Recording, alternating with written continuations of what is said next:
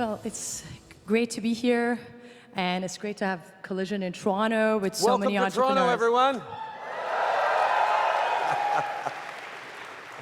It's also a truly honor to sit next to our Prime Minister here. I'm very looking forward to our conversation today, and as the founder and CEO of Broadband TV, who has built a global leader out of Canada, we had our successes and challenges over the last 14 years. And I would say one of the biggest challenges that we faced, and I'm sure many of the leaders, Canadian leaders, probably would share this with us, is access to talent.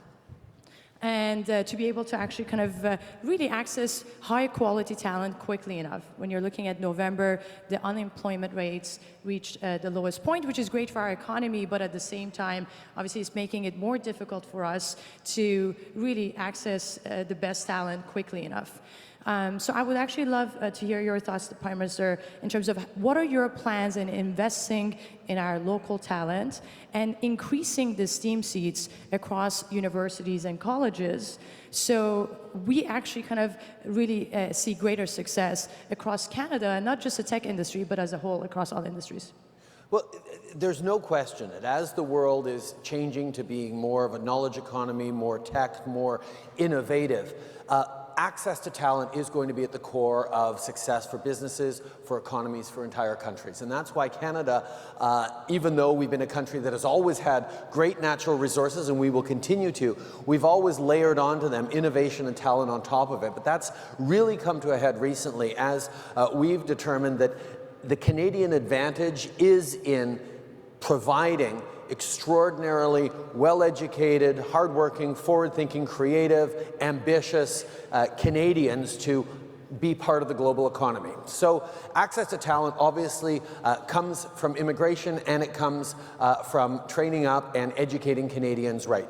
First of all, on immigration, we're at a time right now where big countries around the world are closing themselves off a little more to immigration at a time where Canada is realizing that we need to stay open, we need to make sure we're drawing in the best and the brightest from all around the world. So one of the things we did was bring in a global skills strategy. So at the same time as the United States, to give a direct contrast, has made it more difficult to bring in global talent into your businesses, into your companies, we've said, well, you know what? If you're bringing in global talent, you're also creating jobs and opportunities for Canadians. So the global skills strategy gives you 2 weeks. It'll take 2 weeks to bring in top talent from around the world in particular industries. So we know that bringing in great immigration from around the world is a big piece of it. But the flip side of it is making sure that we're giving the right opportunities to Canadians. Investing in research and innovation, boosting post-secondary education, making sure there are more coding programs for elementary and high school kids, making sure that we're ensuring that Canadians see a path for them in the technological, the disrupted future we're part of. There's a lot of anxiety that people are feeling all around the world, and it's coming out in all sorts of different ways, whether it's populism, whether it's nationalism, whether it's protectionism. What we're doing in Canada is making sure that there is room for everyone to succeed, everyone to feel like there's a path forward for them and their kids in technology. And that's why we can be investing in AI the way we are. We can be investing in tech the way we are, and it's not a source of anxiety for Canadians because they're being brought along with it. And that's a key part of making sure that there is the talent that global companies need when they want to set up in Canada, where we have an incredible diversity that allows you to plug back in right around the world. So you touched on global talent stream, and I would say that as a company, 50% of my leadership team, including myself, we are immigrant, first-generation immigrants, and immigration plays a very important role when it comes to growing the tech sector. But at the same time, speaking of global talent stream, it's a great program, but the categories of occupation is very limited. It's not as broad. And when you're looking at LMIA and other programs, the process time, ease of entry, and the relevancy of the categorization is not there. I know that we've made a lot of progress and we had great success with the programs.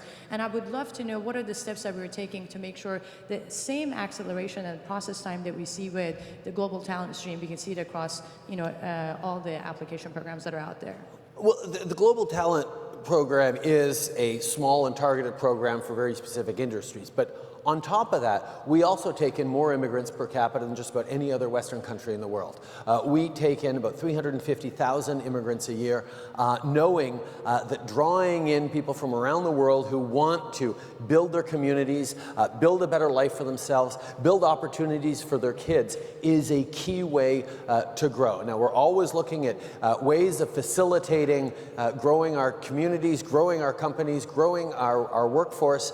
We're going to always make sure we're doing it in the right way, though. I mean, we need to make sure that we're drawing in people who are going to be able to contribute and grow, and that at the same time, we keep one thing that's really, really precious and unfortunately a little bit rare right now around the world. Canadians remain positive about immigration. As we see anxieties and worries and people closing in around the world, Canadians know that we get more resilient communities, we get better solutions, we get better innovation when we bring in people from all around the world. That's why we are doing well at a time even of anxiety.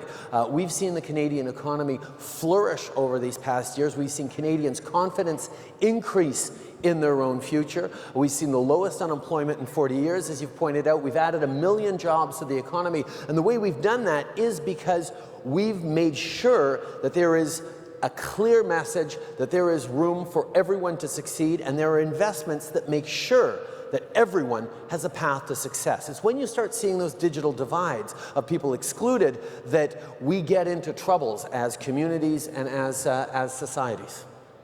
I think speaking of, that's fantastic. I think speaking of talent, from my experience, talent wants to live in clean, green, and affordable cities. And when you're looking at the tech industry is obviously one of the fastest growing industries, and the demographic within the companies are younger.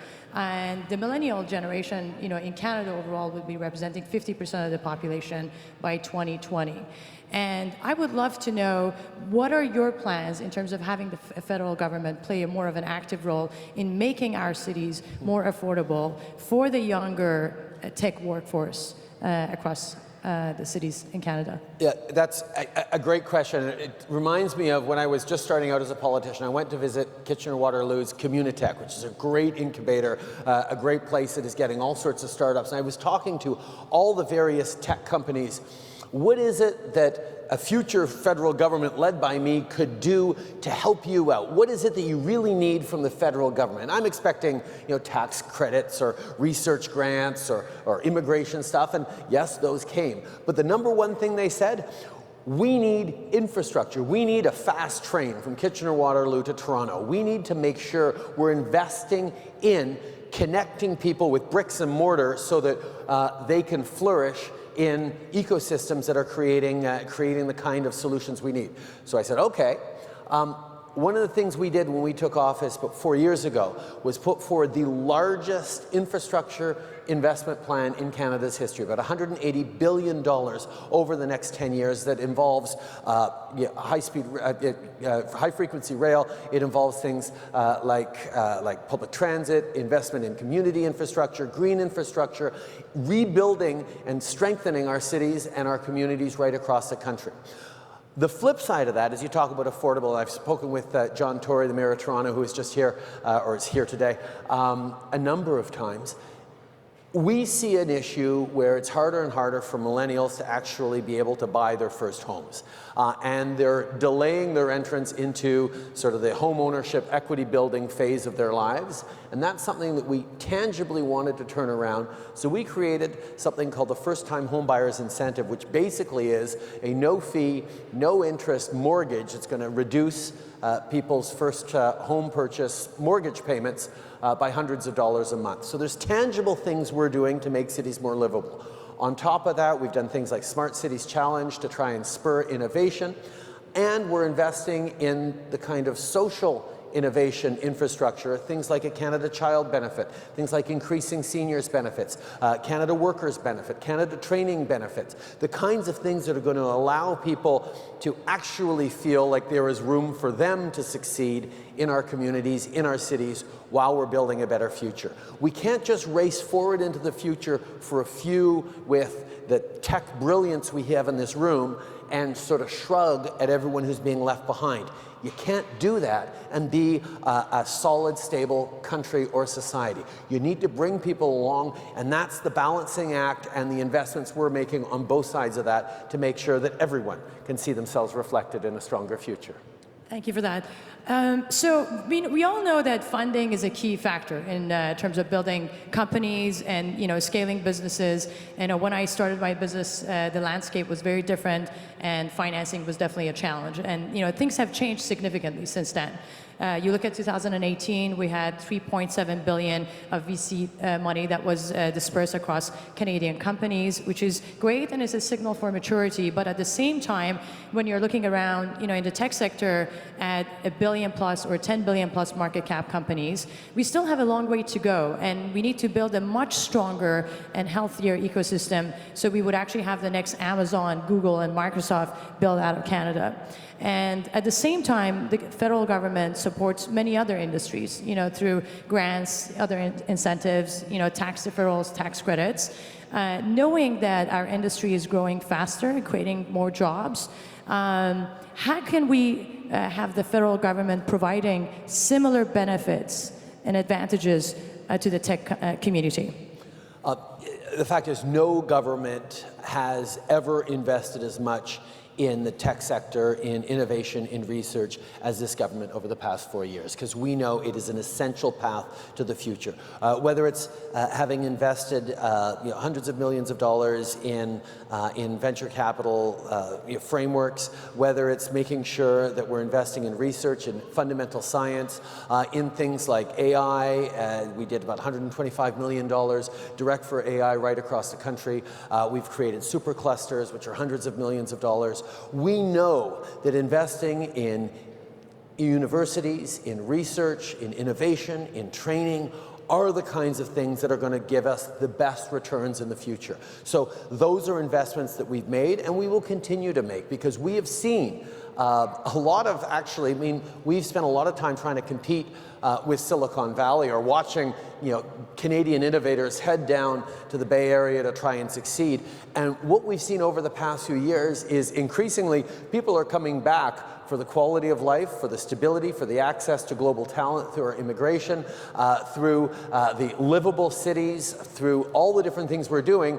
Plus, a lot of people are bringing a lot of capital back with them from Silicon Valley, because people are realizing there are a lot of amazing opportunities to invest here in Canada. We have a number of big companies that have decided to return to Canada, to come to Canada. Thomson Reuters, a few years ago, moved its global headquarters from the United States back to Canada, where it is flourishing because of the access to talent, because of the innovative ecosystems. We are really seeing that this is one of those places where the mix of opportunity, of diversity, which I sort of glossed over earlier. We know that when you have different perspectives, different backgrounds, different stories coming together to work on a same problem, you get much better, more robust and resilient solutions. So the fact that Canada is a country that has always embraced diversity, and we know that it is a source of strength, never a source of weakness, has given us a real advantage as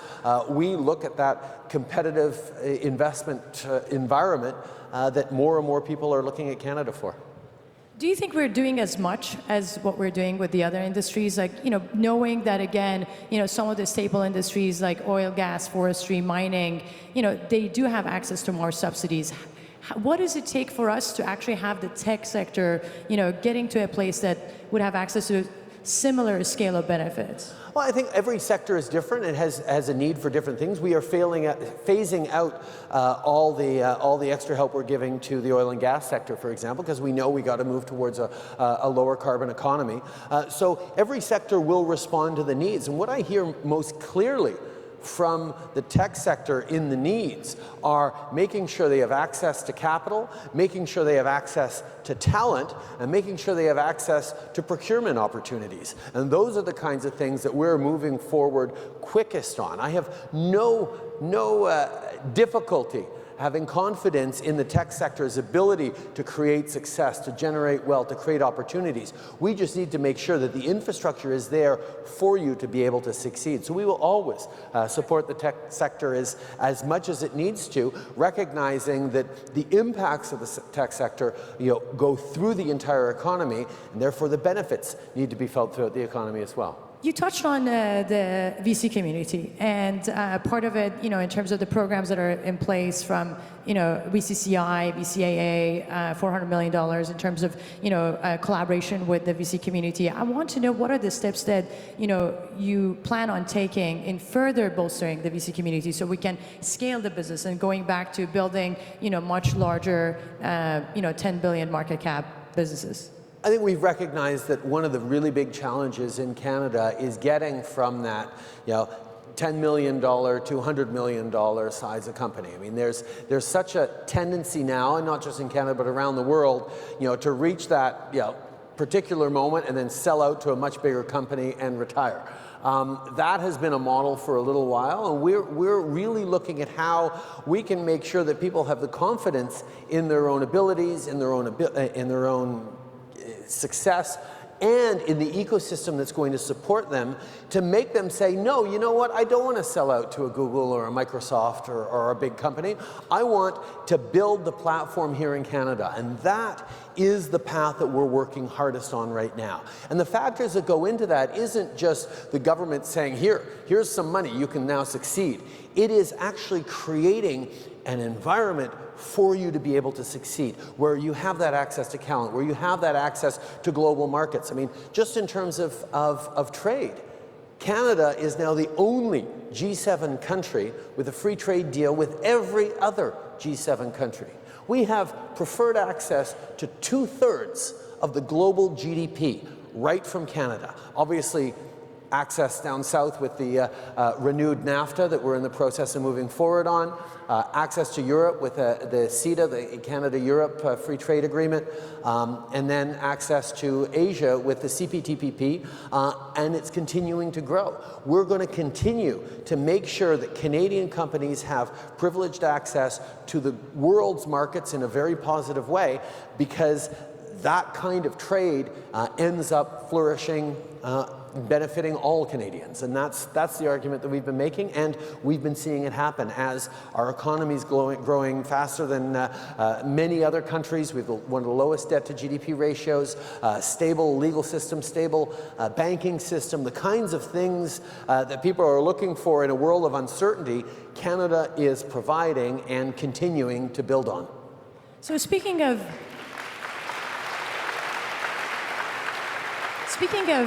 investment and touching on foreign direct investment, we know that 1.9 million Canadians are employed by foreign-controlled entities, and that is 1 in 8 Canadians. And when you're looking at the numbers from 2008 to 2018, Canada, as being a international hub for business, has attracted $824 billion. And when you're looking at the year-over-year growth from 2017 to 2018, that was 60% growth rate in comparison to what we saw across the globe that was down by 20%. So clearly, Canada is very attractive for investments. And I want to ask you this question. What is your elevator pitch for companies that want to grow their business out of Canada? Why should they choose Canada? Access to global markets through our free trade deals, access to incredible talent through our great education system and our immigration system, strong, resilient communities that embrace within them the diversity of the entire world, that understands how to be part of global markets, global supply chains, a quality of life that is based on being there for our neighbors and leaning on each other. Something about the winters here makes us understand we have to lean on each other to make it through them. But more than that, we understand that standing up for each other's rights and creating strong societies doesn't need politics of division and attack, can bring people together. This is a good place to set down roots. This is a good place to build a company. It's a good place to build a future. We've got socioeconomic, fiscal, banking, legal stability that is world-class. And we're a country qui le fait dans les deux langues en plus, donc on a l'accès à la planète en français et en anglais. We have access to the planet in French and English. It would also be great for us to maybe talk about organizations like Invest in Canada that were put in place to really facilitate, promote, and accelerate investment in Canada. What do you see as the role of those organizations and the importance of those organizations in terms of increasing foreign direct investment? Well, I think one of the things that people are looking for, I mean, there was a time where massive tax breaks to get you to move to this particular community or that community was driving a lot of decision. I think people are now making decisions slightly on a more quality basis, slightly on a longer term basis. And what we've realized is, even though Canada already has one of the top ratings in terms of ease of doing business, ease of starting a business in Canada, lowest small business taxes in the G7, the lowest startup capital costs of lowest overall tax burden on new businesses, even compared to the United States. We've got a lot of advantages. What people often need is a one-stop shop to help them navigate through starting a new business. One-stop shop is going to connect with all the different government agencies, set you up locally, guide you in the process of investing in Canada and creating a new office, a new space. That's what the Invest in Canada Hub is all about. It's about making sure that you have that support, that concierge service, while you are about to invest and draw on the extraordinary Canadian talent that you're looking at harnessing for the future of your company. Great. So as a female entrepreneur, I'm very much so passionate about gender pay, and I'm very proud to say that gender pay at BBTV is 0%. And we know that half of the population of the planet are women, and more than half the women don't have their own income. That is a quarter of the potential workforce that could be contributing to stronger economies. Now, closing the gender pay gap will contribute $28 trillion to global GDP, which is a 26% increase. In Canada, that will have a $150 billion impact by 2026. And I would actually like to ask the leaders in this room that don't actually practice gender pay and that don't have a 0% gender pay gap to really think about why that is the case and do something about it today. That said, you are a thought leader, you're a global leader on this issue. Canada is a global leader on this issue, but it seems that it's taking too long for us to really experience significant improvements. What does it take to have men and women get paid equally in Canada? And how can we accelerate the process? We are seeing significant improvements, but you're absolutely right. It's one of those things where even with all the work we've done over the past few years, the pay equity gap in Canada is larger than some countries. You wouldn't think we'd have larger gaps then. That's why we're working on closing it. We're moving forward with a proactive pay equity regime that is going to transform that in a very active way that we're very excited about, but that's something we moved forward with just last year. We also know that making sure there are opportunities for women in all levels, including in the C-suite, is essential if you want to succeed. It's not just a moral right thing to do. We've now seen it's the smart thing to do. We know that diversity and resilience go together. We know that having 40, 50, 60% women on your board, in your organization, leads to better outcomes, and increasingly, companies are understanding that and moving forward in a very aggressive way. We've put in specific investments for women entrepreneurs. Part of the VC funding goes specifically towards access to capital for women startups, for women-led startups and companies. We know that that's one of the easy ways to massively boost our output is to empower too many of these women who've been just left aside because of the the patterns that have led for too long in so many industries, including the tech industry. We know that empowering women to succeed makes it better for everyone. That's why Canada's going to keep doing it. So I know that we don't have much time left. I wanted to finish the conversation by talking about digital trust. I know that you were in Paris last week and you met with other global leaders alongside head of tech companies around discussions with respect to Christchurch, and you unveiled your digital charter focusing on 3 areas, from data ownership, privacy protection, and dissemination of hate online, and that you did say that platforms that do not comply will have a heavy penalty. And as a tech leader, obviously we would love to have clear guidelines, and where we would receive clear guidelines from all the global leaders. And I do believe that a country-specific plan would be very difficult and unrealistic to implement. So what do you think is the role of the government and the tech community in working together to keep our citizens safe around the globe?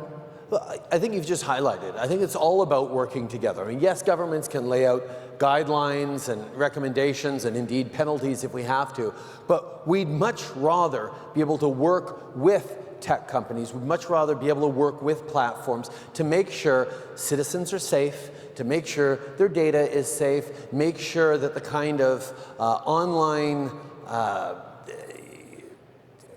aggression, terrorism, disinformation, nastiness that you wouldn't allow in a public space, you wouldn't allow in a real space, shouldn't be happening when people spend so much more time in virtual spaces. Now, we all know we need to protect freedom of speech, we need to make sure we're protecting people's rights, but we always have to find that balance. We always have to make sure we're protecting rights and keeping people safe at the same time.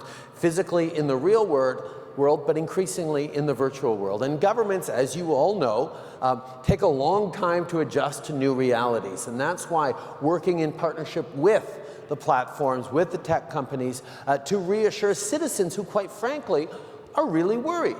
People know that they have a tremendous amount of data that's vulnerable out there. People know that their kids are exposed to God knows what on the internet. They need to know that they have partners out there, in governments, sure, but also within the platforms and the tech companies as well, that are thinking about how we create a safe and flourishing and growing society. We need to leave room for innovation. We need to leave room for challenging disruptions. But we have to make sure at the same time that we're keeping people safe. And the only way we're going to do that is by having frank and open conversations with the big platforms, with the tech companies, with all of you about how we're going to ensure that the way we move forward into this brave new world of technology and solutions is a way that keeps people safe as we move forward.